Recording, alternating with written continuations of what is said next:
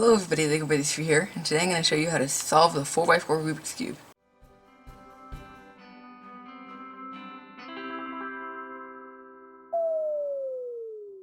So before we begin, I'm just going to note that I'm at a different desk and this is not going to be permanent. I'm just doing it in a different place. So before we begin, I'm just going to note that this is a beginner's method, and you're going to need to know how to solve a 3x3 to do this. If you don't know how to solve a 3x3, you can check out the tutorial on my channel. And if you don't have a 3x3 to practice with, you can simply use this 4x4 as a 3x3 like this, just without turning any of the middle layers like this.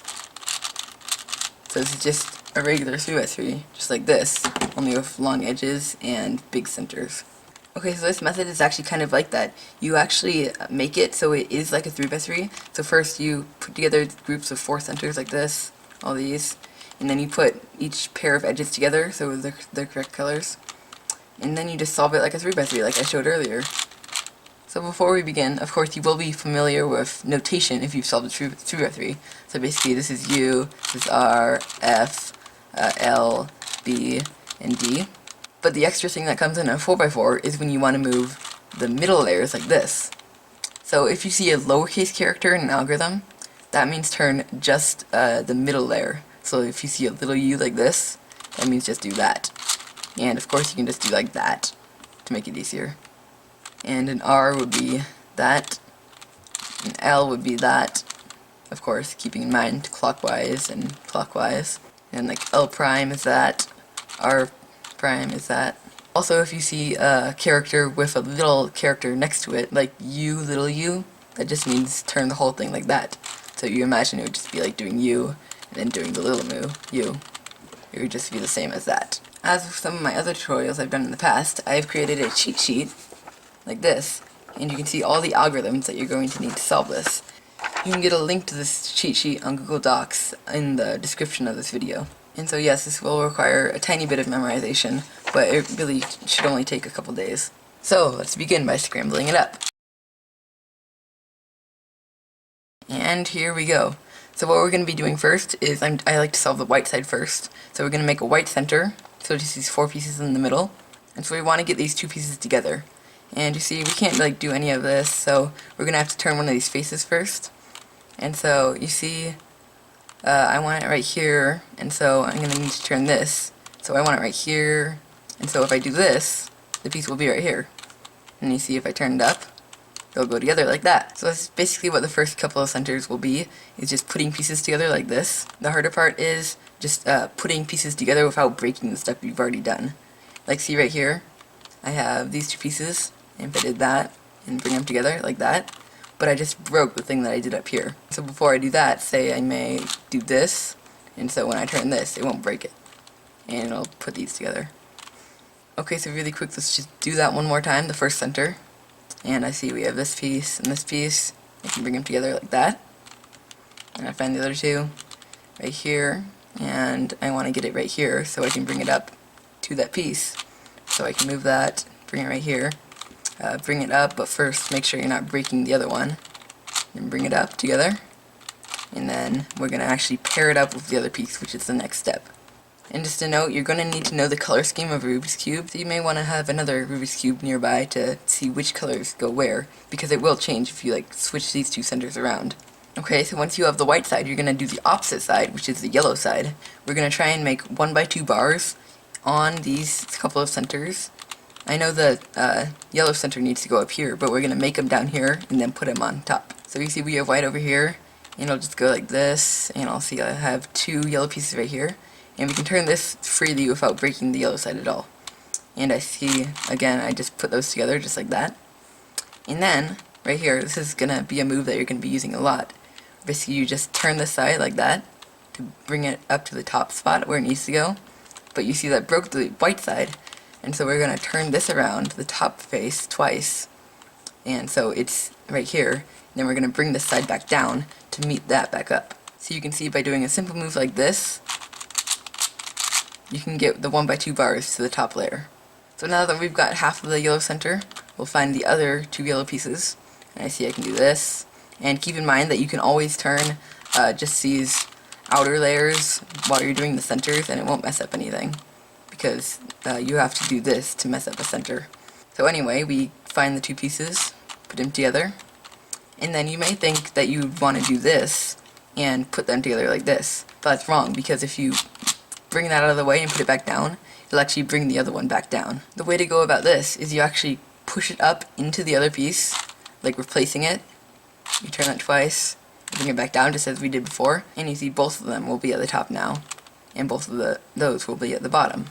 Okay, so just for practicing, we'll do that yellow side one more time. So I see that I have a yellow piece opposite of the white center, and for this, although there are more advanced ways to do it, for now I'm just going to bring this piece down to the middle row, and then I'm going to put them together. So you see, if I just bring it down to this middle row, and then move that out of the way, you can do it twice if you want to, and bring it back, and then it's in the middle row, and there's nothing on the top. So now, we can just do this as we normally do. Match those up, put it on top like that, and then match these two up like that, and then bring it to the top. So you may want to practice doing those two centers a couple of times. Just do that and scramble it, do it, scramble it, do that a couple times, and then we'll get on to the next step. So the next step is getting all these middle centers once we've got the white and yellow sides. So I always like to start with red, because I know that if I have a normal Rubik's Cube like this, and I have white in the front, and I have red right there, then green will be right there. So, you'll see I'll match two of these pieces up, like that, 1x2 bar, and just make sure that you don't break any of these centers. Then we'll match another one up, like that. And then for this, for the very first one, you don't have to go like this. You can simply just do that. So now I'm going to do the green center, which is the one that I usually do next. And I'll put one or two pieces together, like that. And I'll put the other two pieces together. So now the problem is, where should I put the green side? I could put it here, I could put it here, I could put it here. But again, that comes with the color scheme. You see, we have white here, red here, and so that means we need green right here. And so we're going to put the green pieces on this side, this center right here. So we see that this piece is on the bottom, and so we can turn it around so it's on the same slice as this one. And then bring it up and replace it. Turn the top layer twice and bring it back down, just like that. And now you see we have the centers just like on a normal Rubik's Cube. So once we have all these, we just have to do the last two centers. The most common case that you'll get is like this.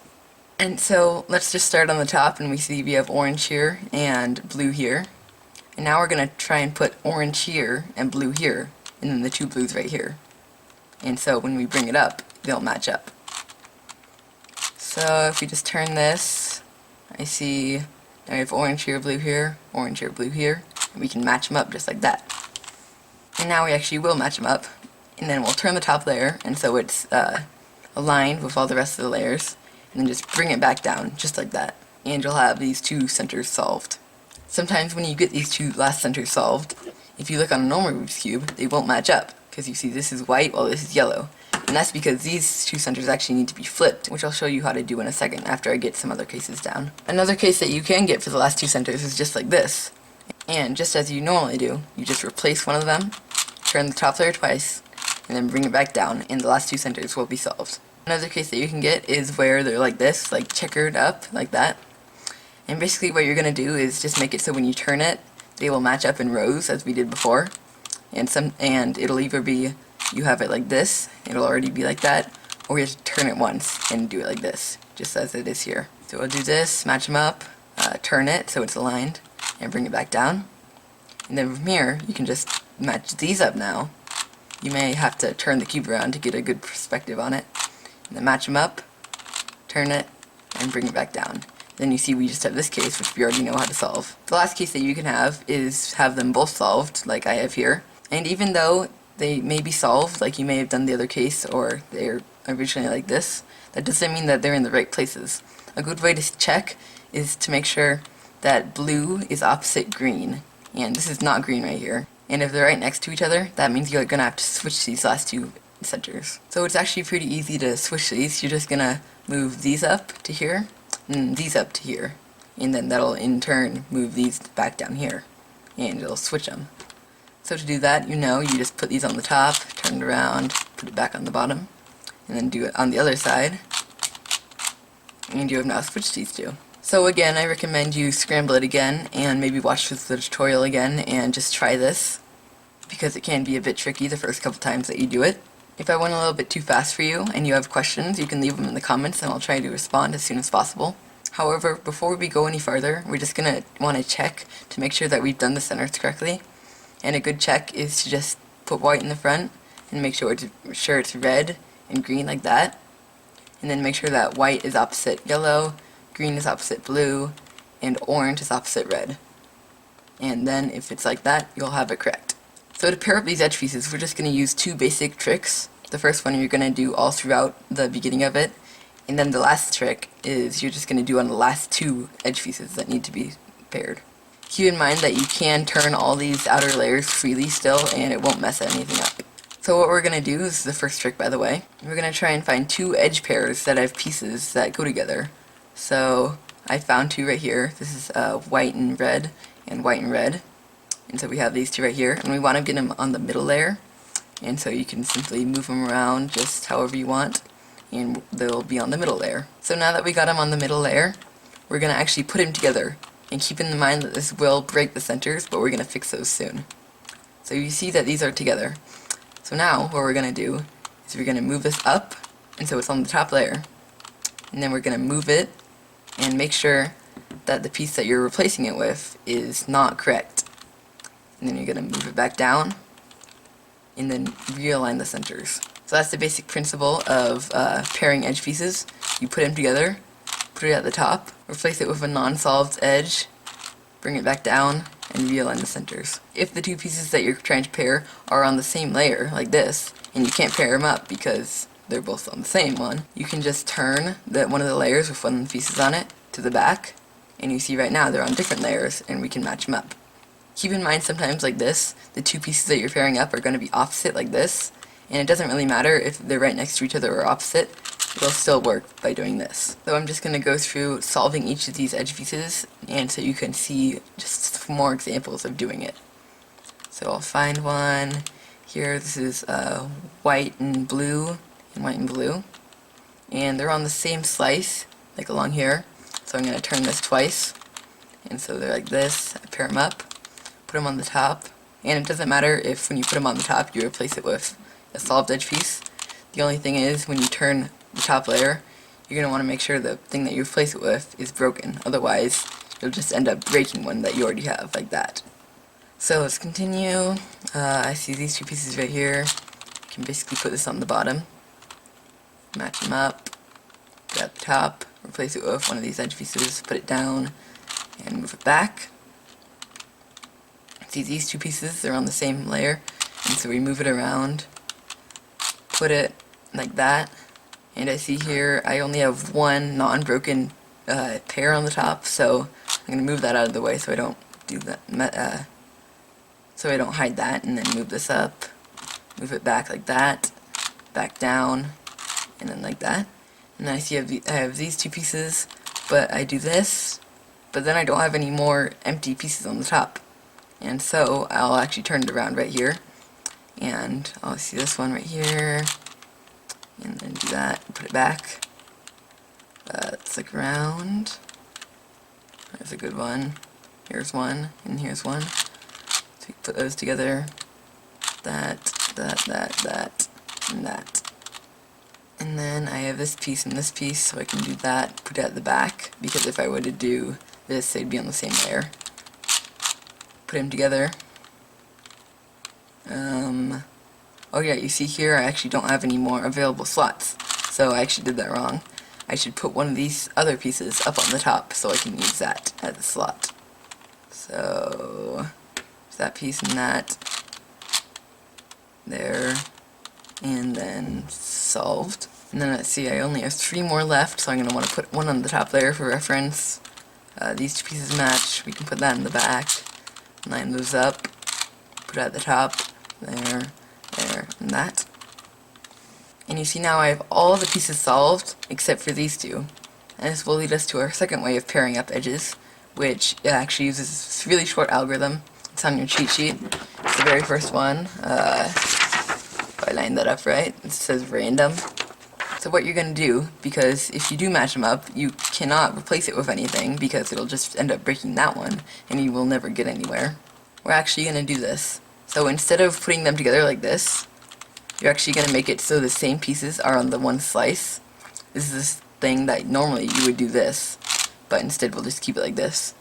So we have that one, and they're on the same slice, and this one and that one are also on the same slice.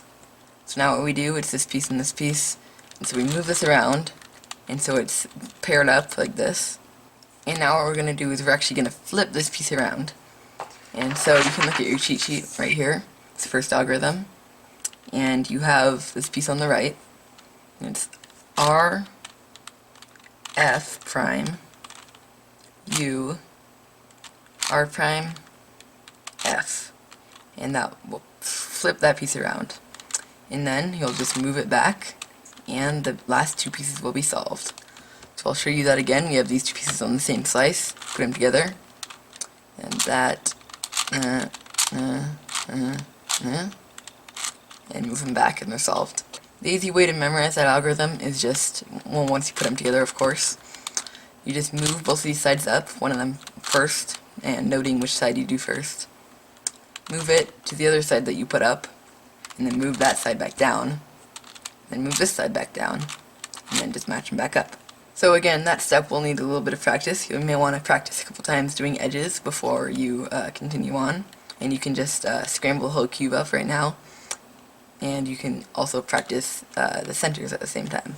So now you see, we just have a big 3x3 with long edges and big centers. And now you can just solve it just like a 3x3, just as you normally would. So just make the cross, as in the beginner's method. Cross, and then we'll just keep going until you finish the first two layers. So this layer and this layer.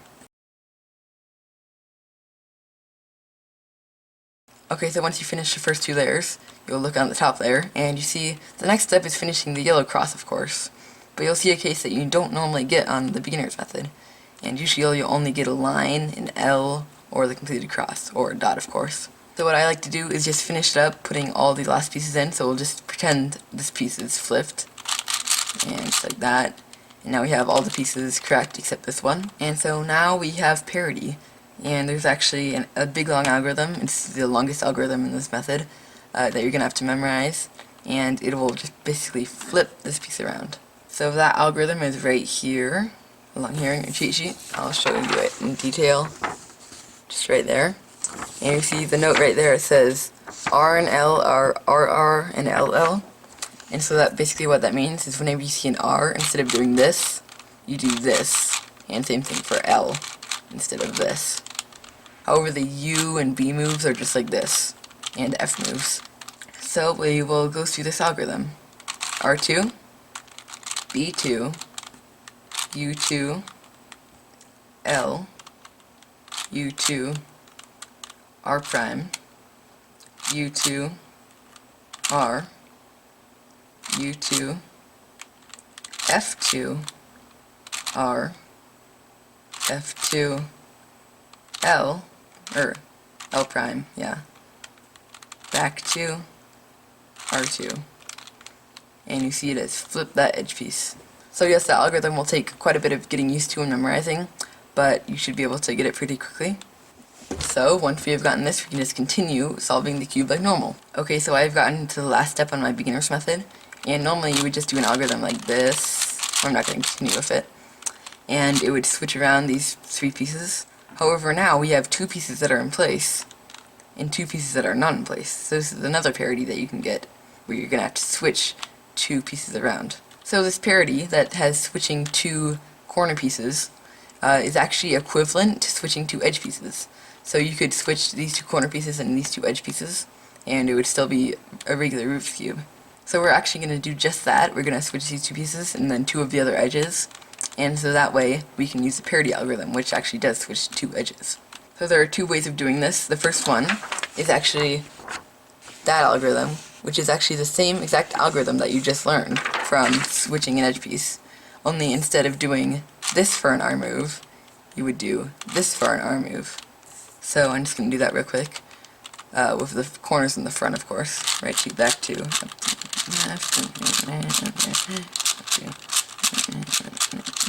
back to right 2. And you see it has switched these two pieces around, and it has also switched these two edges around. And so now we are set up to do parity. The other algorithm on there is actually a different algorithm, this one right here. and it has two algorithms. The first one is what the actual algorithm is, and the second one is executed as. And so, like, you may, like, during an algorithm, this is an F, but you may be like this when you're executing it, and then it would be an R.